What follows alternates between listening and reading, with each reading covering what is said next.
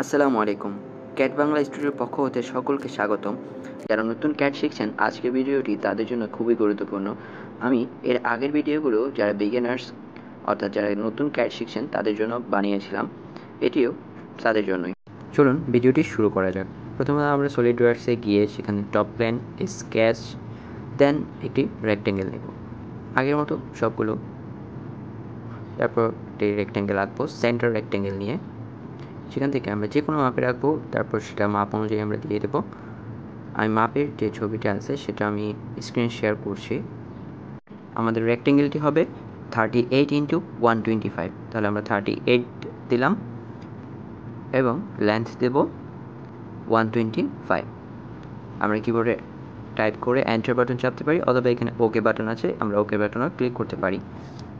এরপর আমাদের কাজ হবে এক্সট্রুড বস বেস। সেজন্য আমরা ফিচার্সে গিয়ে এক্সট্রুড বস বেসে সিলেক্ট করব। সেখানে আমাদের দেখবেন এক্সট্রুড বস বেস হয়ে গেছে। আমরা এবার ডাইমেনশনটি দেব কত মিলি আমরা এক্সট্রুড বস বেস করবো, অর্থাৎ আমরা 8 mm করব। রিভার্স দেব, রিভার্স দিলে আমাদের ড্রয়িং করতে সুবিধা হবে। এর আগের ভিডিওগুলোতে আমরা দেখিয়েছি। এরপর আমরা উপরের প্ল্যানটি আবার সিলেক্ট করে সেখানে স্কেচ বাটন ক্লিক করব। ওকে, স্কেচ আমরা যেহেতু এই প্ল্যানে ড্রয়িং করব তাই আমরা এই প্ল্যানটি সিলেক্ট করলাম।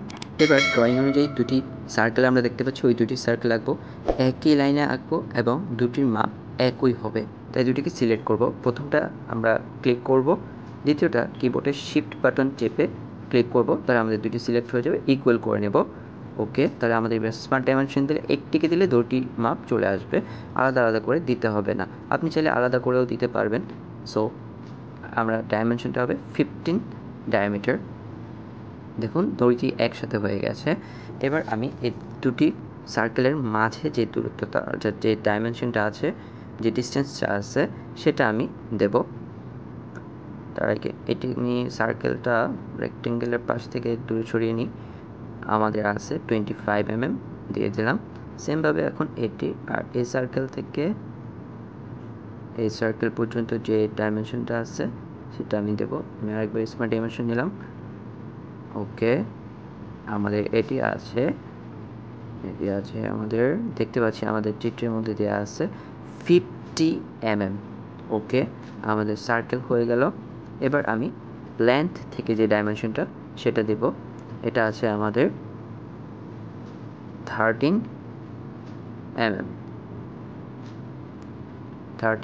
mm দিয়ে দিলাম। ওকে, এবার আমাদের কাজ হলো এক্সট্রুড কাট। আমরা ফিচার্সে যাব এবং এক্সট্রুড কাটে ক্লিক করব।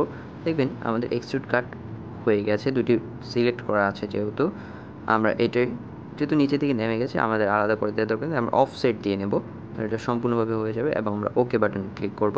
দেখুন এবার আমি যদি একটু ঘুরিয়ে দেখাই মাউস বাটন ক্লিক করে, ওকে, দেখুন দুটি অফসেট এক্সট্রুড কাট হয়ে গেছে। এবার আমি যদি অন্য প্ল্যান থেকে দেখাই আপনাদেরকে, যে প্ল্যানে আমি কাজ করব সেই প্ল্যানটি নিয়ে, যেহেতু আমার ব্যাক প্ল্যানে কাজ করতে হবে তাই আমি ব্যাক প্ল্যানটি সিলেক্ট করব এবং সেখানে স্কেচ বাটনে যাব। কিন্তু আমার এই প্ল্যানে কাজ করতে হবে তাই আমার এই প্ল্যানটি সিলেক্ট করতে হবে এবং এখান থেকে স্কেচ নিয়ে আমি এবার একটি কর্নার রেক্টেঙ্গেল নেব। রেক্টেঙ্গেল থেকে কর্নার রেক্টেঙ্গেল নেব। আমার এখানে কর্নার রেক্টেঙ্গেল নিয়ে কাজ করতে সুবিধা হবে। আমি এর আগের ভিডিওগুলোতেও দেখেছি, যারা আমার আগের ভিডিওগুলো দেখেছেন তারা বুঝতে পারবেন সহজে। আমি এখানে যে কোনো মাপের একটি রেক্টেঙ্গেল আঁকলাম। এবার আমি একটু যদি ঘুরিয়ে নিই অথবা আমার ব্যাক প্ল্যান আবার চলে যাই। ওকে, নিয়ে নিলাম। এবার আমি ডাইমেনশন দেব। আমার ড্রয়িংয়ে দেখতে পাচ্ছি আমার ডাইমেনশন আছে স্মার্ট ডাইমেনশন, আমার ডাইমেনশন আছে 100। ওকে, এবার আমি 100 লিখে ওকে বাটন ক্লিক করব এবং আমার উইথ আছে এখানে লেন্থ 100, উইথ আছে আমার 45। আমি সেটা 37 দেবো, কারণ আমি এক্সট্রুড বস বেস করছি। নিচের যে অবজেক্টটা আছে সেটি আমি এক্সট্রুড করছিলাম 8 mm। সো আমি এখানে 37 দেবো। 37 equals plus 8 equals to 45। So আমার এখানে হয়ে গেল রেক্টেঙ্গেল। এবার আমি এক্সট্রুড ফিচার্সে গিয়ে এক্সট্রুড বস বেস দেবো। এক্সট্রুড বস বেস সেটা আমার দেখলাম বড় হয়ে গেছে, যেহেতু আগের মাপটা আছে। আমি এবার মাপ দিয়ে নেব প্রয়োজনে। তার আগে রিভার্স করে নিই। ওকে, রিভার্স করলাম। আমার এক্সট্রুড বস বেস হবে 16 mm। সো আমি 16 mm টাইপ করলাম এবং 16 mm টাইপ করার পর ওকে বাটন ক্লিক করব। 16 mm, ওকে, আর এক্সট্রুড বস বেসও হয়ে গেল। ওকে, আমি যদি একটু ঘুরিয়ে দেখাই আপনাদেরকে, এই যে আমার দেখুন অবজেক্টটি আঁকা শেষ। এবার আমি এই প্ল্যানে কাজ করবো। দেখুন এটা মাঝখানে কাট করা আছে, তাই আমি এক্সট্রুড কাট করব। তাই জন্য আমি এই প্ল্যানে একটি কর্নার রেক্টেঙ্গেল আঁকবো। কর্নার রেক্টেঙ্গেল না, সরি, সেন্টার রেক্টেঙ্গেল হলে আমার সুবিধা হবে। আমি একটি সেন্টার রেক্টেঙ্গেল আঁকবো, যে কোনো জায়গায় মাঝ বরাবর যে কোনো জায়গায় আমি এঁকে নিতে পারি। স্মার্ট ডাইমেনশন যদি আমি দিয়ে দিই এখন আগের মতো করে, আমার স্মার্ট ডাইমেনশন হবে এটা 70। ওকে, লেন্থ এবার এখান থেকে এটা হবে যে আমার 16, ইয়েস 16 mm ড্রয়িংয়ে দেওয়া আছে, আপনারা ড্রয়িংটা ফলো করতে পারেন। এবং উপর থেকে নিচেরটা হবে আমার 16, ওকে, এবং লেন্থ থেকে ডাইমেনশনটা হবে 10 mm। ওকে, নিচেরটা আর দেওয়া লাগবে না আমার। ওকে,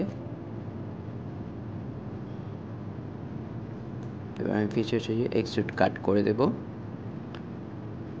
এক্সট্রুড কাট করে আমি অফসেটে দেব। এর আগে এক্সট্রুড কাটেও দেখছেন আপনারা আমি অফসেট দিচ্ছি।